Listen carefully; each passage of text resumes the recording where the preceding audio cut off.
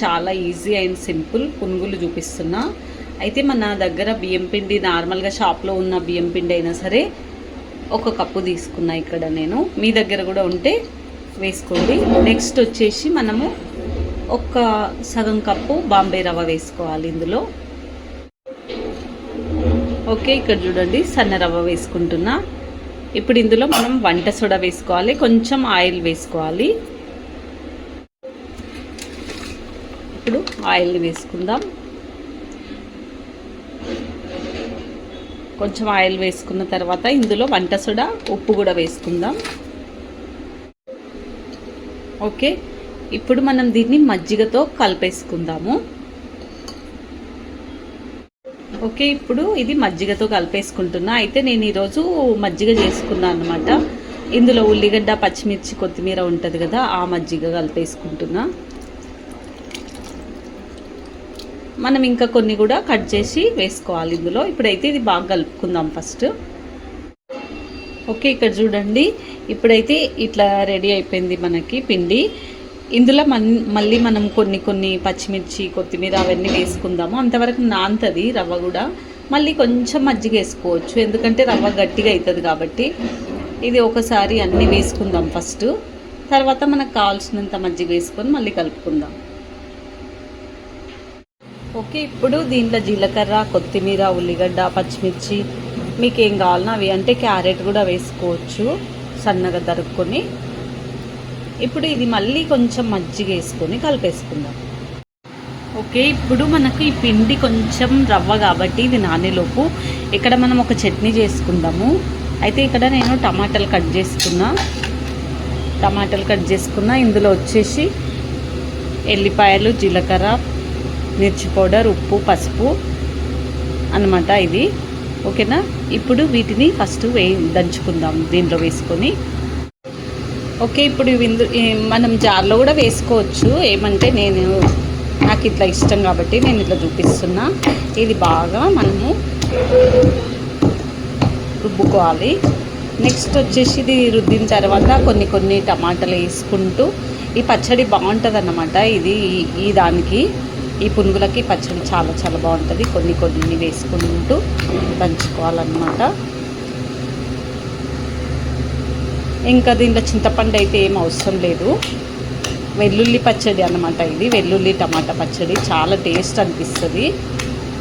మనం ఇది కొంచెం బయటికి చిమ్మకుండా నూరే విధానంలో నూరాలి ఈ పచ్చడి. ఇంకోటి రైస్కి కూడా చాలా బాగుంటుంది.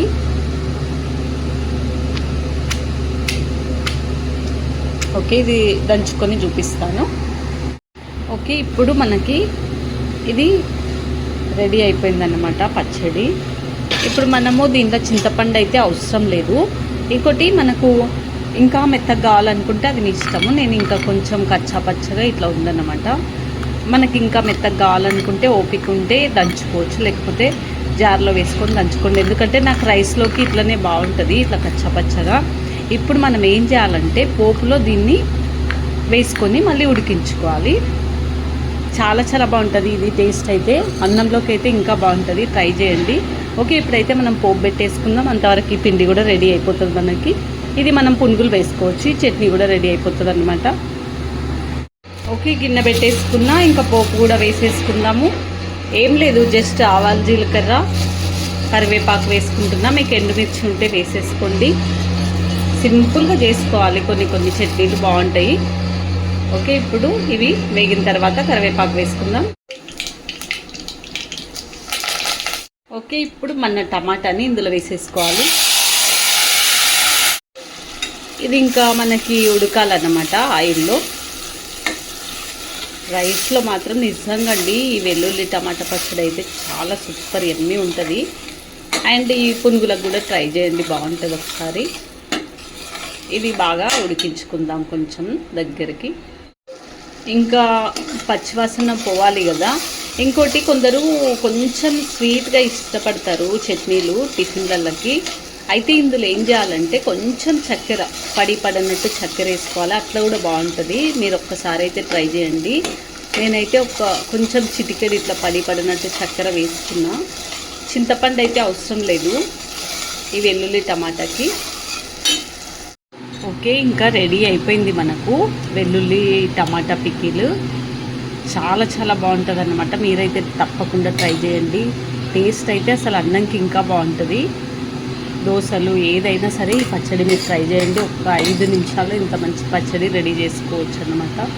ఓకే, నెక్స్ట్ ఇంకా మనకు ఈ పిండి రెడీ అయిపోయింది. ఇప్పుడు దీన్ని మనము పునుగులు చేసేసుకుందాము. ఓకే, స్టవ్ మీద ఆయిల్ పెట్టుకున్నా. ఓకే, నేనైతే స్టీల్ గురించి కొంచెం భయపడతా కాబట్టి ఫస్ట్ నేను అంటుకుంటున్నాయా లేదా అని చూసుకుంటాను అనమాట. మీకు కూడా నేను అది ఎందుకు షేర్ చేసుకుంటున్నా అంటే తెలియని వాళ్ళ కోసం. మనకు ఆయిల్ బాగా వేడి అయిన తర్వాతనే అవి నీట్గా వస్తాయి. లేకపోతే ఇక్కడ ఒక పక్క అంటుకుంది కదా, అట్లా అంటుకుంటాయి అన్నమాట. ఇప్పుడు చూడండి, ఇది వేడిగా అయిన తర్వాత వేసిన పునుగు అనమాట. ఇప్పుడు మనకి ఈజీగా ఇట్లా వచ్చేస్తాయి. ఓకే, ఇంకా నెక్స్ట్ అయితే పునుగులు అయితే వేసుకుందాము. మీకు క్లారిటీ ఉండడానికి నేను చూపిస్తున్నా. తెలియని వాళ్ళకి అంటుకుంటున్నాయి కదా అనే భయం ఉండొచ్చు కాబట్టి షేర్ చేసుకుంటున్నా. ఇప్పుడు నెక్స్ట్ మనం పునుగులు వేసుకుందాం.